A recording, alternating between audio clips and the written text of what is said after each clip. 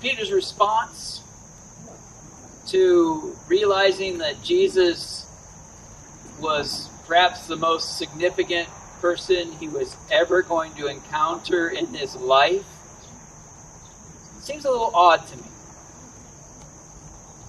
Peter's exhausted. He's fished all night. He is humoring this young college professor who knows nothing of his trade by putting out into deep waters and casting out his nets again. I'm not sure if it was pride in his work. He was going to show this young guy that he knew his trade and himself better than this guy did. Or maybe there was something that Jesus said that rang true and gave him a hint that maybe it's worth a try. But this was no small commitment. Peter was committing himself and his men to not only go back out into the water, row against the wind, but also they're going to have to untangle those nets again. Make some more repairs. This was no small commitment. Peter, just an ordinary, lost and distracted citizen of the world, exhausted and complacent with the burdens of life. He sees for the first time what his soul has been searching for his whole life, a sense of purpose, a meaning, a presence that knows him better than he knows himself, and he realizes it by this point. He's astonished at the weight of the fish, and notice, only after he's secured the catch, right, he turns to Jesus and says, "Go away from me. I'm a sinful person. You don't want anything to do with me." Odd, isn't it? The answers that you've been looking for standing in front of you, and Peter would rather sit in the comfort of his lost and distracted life. Because of Jesus Christ at work in you, you gathered today, the tents of Jacob, are God's promise to the world. A lost and distracted world. You're the voice of Jesus calling others into more, calling them into the life as it was meant to be. I'm remembering a conversation that I had late on an evening after a groom supper, wrapping up. It was outside, we're eating outside, and I remember there were a lot of people catching up, making new introductions to new families, getting to know each other. I remember it was a cool evening, lots of candles and twinkling lights. This 20 years ago, before that was even that popular, but this venue had that. It was humid but cool, kind of like this, but in the evening. Well, the aunts and uncles did their duty, right? Helping clean up, making new introductions to people. Us young men, we went and tried to find something else to do. And what that something else ended up being was finding a corner where there were no boring adults around to stand and smoke and talk, as young men may do. And I'm not sure if it was because it was a wedding, a family wedding, and we had just done the rehearsal. I think we might have been in a church. I don't remember that part. Or whether it was my brother and I and our youth group days kicking in. But the conversation turned to God. And it turned out that my brother and I, my twin brother and I, were working on one of our distant relatives that we had barely known, just met a couple of times, telling them about Jesus. And I remember that he was all dressed up, we were all dressed up, right? He was wearing a bright red tie, almost like plastic, because that's what I was staring at the whole time. I was trying to think of, what am I going to say next? And then the oldest cousin, I remember, he's like 23 or 24, instead of cutting the conversation off, right? We're getting a little deep here. I don't know if I like where this is going. He started asking the right questions. They were kind of pulling the doubts out of this younger member of the family. He's probably just asking the questions that he had doubts about. I remember that the conversation centered around heaven, whether or not we'd be there or not, what would it be like? To which my relative with the red tie gave his definitive statement. Statement that I've been trying to answer my whole life. Statement I spent 4 years of seminary trying to figure out a statement that we've all heard before, a statement that any student, any confirmation student can answer. I'm not good enough to go to heaven. I remember it like it was yesterday. We just had our 22nd wedding anniversary, watching our wedding video, and I'm like, I don't remember any of this. Like, I can only recall 3 or 4 of these moments of this whole video. I can remember the expression on his face like it was yesterday. The honesty, the vulnerableness. We're all going around saying whether or not we think we'll get to heaven and why. And he's just looking down at his feet, shaking his head, deep sigh. I'm not good enough. I've done too many bad things to get to go to heaven. And before my brother and I could jump in and give our youth group answers, we'd had that conversation before. I thought to myself, he might be right. This guy was the most calculated, selfish guy that 20-year-old I'd ever met. I mean, he trained a dog to be an attack dog, and it almost attacked my grandma. I was kind of, what if? Really, he's the most scared young man that I'd probably ever gotten to know. Someone who had never felt protected and felt like he had to protect himself. And he was being vulnerable. He was being honest. He was laying it all out there. This is who I am. That he was repenting, seeking forgiveness.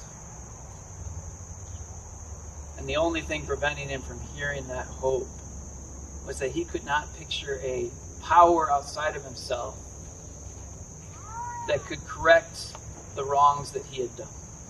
Even if I spent the rest of my life doing good works to make up, I couldn't make up for all the people I've hurt and the mistakes I've made this far. Because of a divorce in the family, I've tried to look them up on Facebook. I'll probably never see that cousin, that distant relative again. It wasn't even was through a marriage. I don't know what seeds were planted in that conversation, but what I do know is that is the unheard cry of the lost and distracted world all around us. I'm not good enough. God may want you, but he doesn't want me. Get away from me. I'm a sinful person. Don't waste your time on me. And whether it's been 3 years or 10 years or 20, God is calling that lost and distracted world, placed and weighed down by the concerns of the world, back into his kingdom to be his people. Once again, for some it may be a brand new relationship. And I'm here today, placed by God to speak God's truth, demonstrated and proved through Jesus Christ to you. Because of Jesus Christ, you are God's promise to the world. God is going to bring people back into a relationship with him and his people through you. He's going to build us up to be like him for the sake of others. And his kingdom is bumping into that lost and distracted world through your daily lives. That's the Christian walk, right? At some point, someone brought you into a relationship with God, strengthened your relationship with his people. There's a reason you're here right now. It's a Christian walk. We're brought into a relationship with God and his people, built up to be like him, and then sent back out in the world to be him for the sake of others. And then the cycle continues. Again and again and again. That's the Christian walk. God used someone to bring you to the place you are today. You may be just taking the first steps back into a relationship with God, learning to trust and be vulnerable. There's a lot of first or next steps in the beginning. Do you remember this? That first prayer out loud. First time in a Bible study. First time serving. First time sharing your faith. First life group. Imagine how great of a leap of faith it is to come back to church if you've been gone for 3 years, or 10, or 20. Imagine humbling yourself to be a part of a group where you're not the expert. I wasn't born and raised in this. I'm going to go to a Bible study, and everyone there is going to know more than I do. That is a leap of faith. That's God bringing someone into a relationship with him and his people, and that is no small thing. That's the Christian walk. God brought you into a relationship with him and his people where you truly felt loved and forgiven, where you learned how to use your eraser, as Brian was saying. Salvation in the purest sense of the word, not saved from making mistakes, not saved to a point where you'll never have to use your eraser again, but saved from your life being a mistake, or thinking you don't need an eraser. I can do this on my own.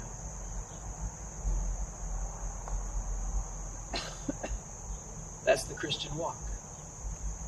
It's also our vision. It's a glimpse of the future. God using us to bring people into relationship with him and his people.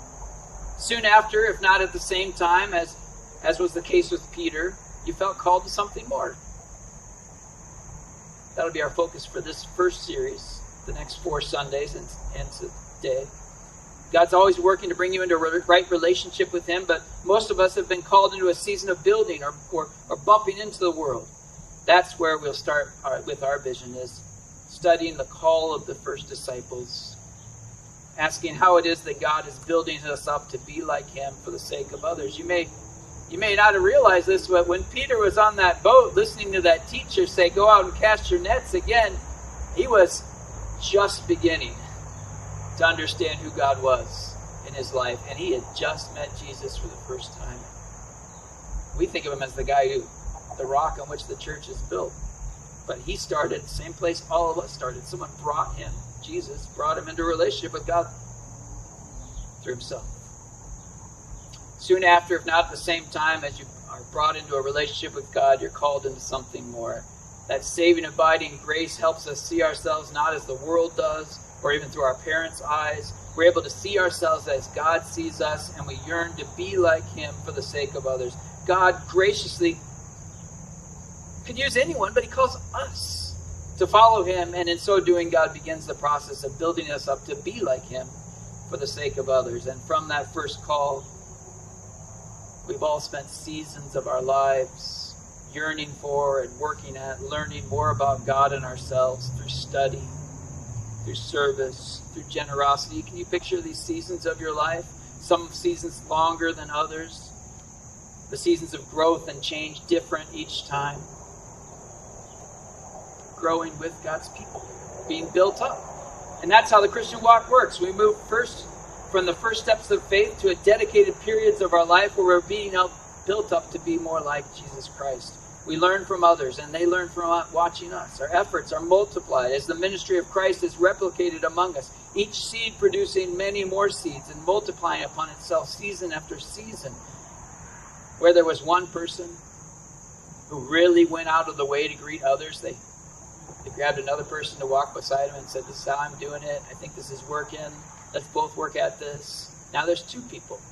And those 2 people, they each ask someone else to walk with them.